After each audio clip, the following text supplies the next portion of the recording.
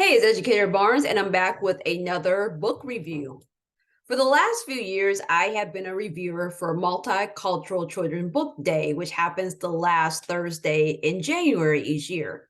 This year, I was matched with the publisher Lee and Low Books, and they sent me this book, Snitchers.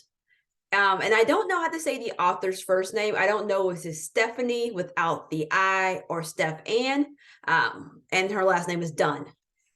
This book was 315 pages, and it centered around the three kids that you see on the front of this book.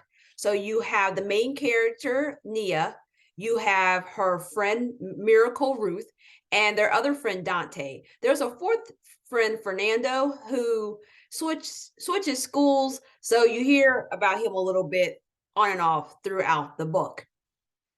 And one of the commonalities between all of the children is the fact that they have a parent that's missing. Nia's dad was shot doing his job. They're not for sure who killed him. You have Dante's, whose mom passed away from an illness. You have Miracle Ruth. She doesn't know who her dad is. Her mom had some issues and is out on the streets. And so she's being raised by her grandmother. And even Fernando, at 3 years old, both of his parents died in a car accident. So you have all these commonalities. And then tragedy hits home. Nia is a babysitter for a 5-year-old boy, Petey, and Petey gets shot. And that was essentially the straw that broke the camel's back. And she was like, no more. And you know the phrases, snitches get stitches. And being a former middle school English teacher, I've heard that so many times from my students, not only when someone's about to tell on somebody that was doing something they had no business doing, and then essentially saying, if you tell what I did, me and my friends are going to beat you up. But in this story, the snitches get stitches has higher stakes because it seems like whoever has done this, there may be some retaliation, and whoever done it may not, obviously doesn't want to be caught. So there are some ramifications for these kids who are going into, so it's the summertime, they're about to be freshmen in high school, taking on this task. Overall, I give this book a 3.5 out of 5, and I'll give you some of the reasons why. I very early in the book predicted who the murderer was and was correct. But the plot didn't really drive me to read the book. I just kept reading the book because A, I was sent this book to review it.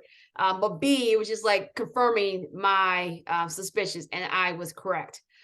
One thing I did like about the book was a pen pal, Alima. So Nia did pen pals in one of her classes. As she was writing to Alima, who's in the Middle East, who has also lost a parent and other family members, and they write back and forth. So at the end of every chapter is either Nia's letter to Alima or Alima's letter to Nia. And I really like how, even though these girls are in two different parts of the globe, they have similar experiences and they're just grappling with violence in their community. And many times when you read books about people getting killed, especially at the YA level, is so localized. So I really appreciate the fact that they brought in this global perspective, and I really look forward to reading those at the end of the chapter. But the climax I was looking for, it just never really came. It was just a very slow, metered pace. And then when you're pretty sure you know who did something and the book just won't pick up, that's why I rated it a 3.5. I do think students will like this book. If they like the Blue for High series, I think those students will also like this book, because I know I have teachers out there. There is some profanity in the book, not a lot. The N word is used, I believe, one time. It may have been twice, but not a lot of profanity in the book.